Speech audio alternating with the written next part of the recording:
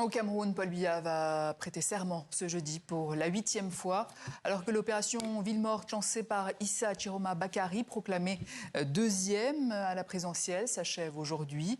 Nous sommes en direct avec le journaliste et essayiste camerounais Jean-Bruno Tagne. Bonsoir. Déjà pour commencer, où se Bonsoir. trouve Issa Chiroma Bakary?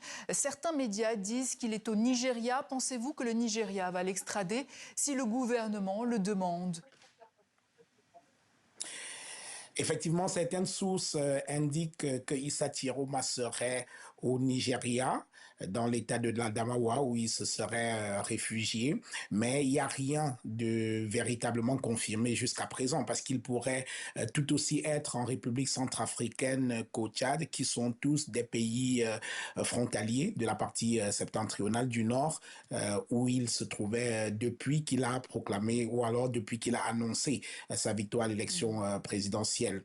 Alors, il va être difficile pour lui de continuer à revendiquer sa victoire à partir d'un territoire voisin du Cameroun, ce qui pourrait être considéré comme un casus belli par les autorités de Yaoundé. Donc, et on se rend compte par le passé que chaque fois que les autorités camerounaises ont demandé qu'un Camerounais soit expatrié, soit rapatrié du Nigeria. Cela a été fait, on l'a vu avec les leaders sécessionnistes. Donc, est-ce que ça pourrait être le cas pour Issa Chiroma, à moins d'avoir des appuis véritablement solides là où il se trouve? Si jamais il est à l'étranger, ça va être assez En difficile. tout cas, l'appel à la désobéissance civile a été largement suivi dans plusieurs villes, dont celle du nord du pays, de l'ouest et des régions anglophones.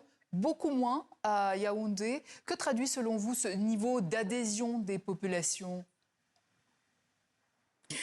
Alors, il faut savoir que la ville de Yaoundé, chaque fois qu'il y a une crise politique au Cameroun, a presque été sanctuarisée par des propos de Paul Biya qu'il avait tenus au début des années 90 quand il disait au plus fort des villes mortes à cette époque-là, que tant que Yaoundé respire, le Cameroun vit. Cela signifie que pour Paul Biya, cela peut se passer, il peut y avoir des villes mortes un peu partout, mais tant que les villes mortes ne prennent pas sur Yaoundé, c'est tant mieux. Alors, ce que cela traduit, le niveau d'adhésion à ces villes mortes, parce qu'on a vu quand même que les villes mortes ont marché dans pas mal de villes du Cameroun, cela traduit le fait que les Camerounais aujourd'hui, beaucoup de Camerounais jusqu'à présent, n'arrivent pas à tourner la page de l'élection présidentielle de 2025, du 12 octobre dernier. Beaucoup estiment que la voix des Camerounais n'a pas été entendue et ils continuent de suivre des mots d'ordre qui sont donnés par Issa Chiroma, qui continue de clamer sa victoire. Donc, la page de cette élection, manifestement, n'est pas tournée. En tout cas, c'est demain que Paul Biya va prêter serment. Et après ces 3 jours de paralysie, y a-t-il un risque que ces mouvements dégénèrent ou débouchent sur une crise plus durable?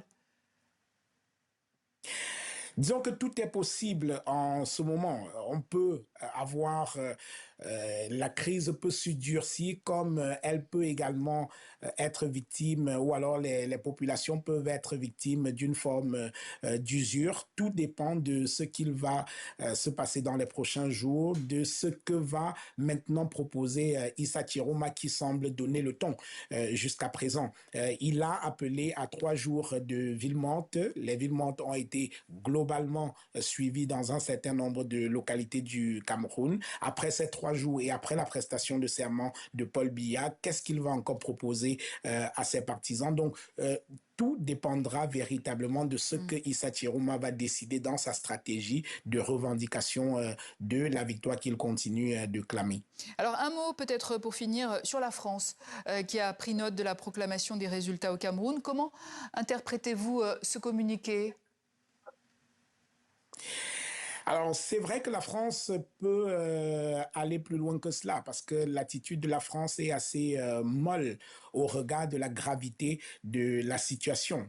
Depuis le début du processus, il y a d'abord eu une phase préélectorale avec une sélection quasi discriminatoire de ceux qui devaient participer à cette élection, et on a assisté au silence assourdissant de la France et de la communauté internationale en général lorsque Maurice Kamto, par exemple, qui jusque-là était le leader de l'opposition, lorsqu'il a été rejeté, lorsque sa candidature a été rejetée. Après, il y a eu cette élection qui est contesté par une bonne partie de Camerounais.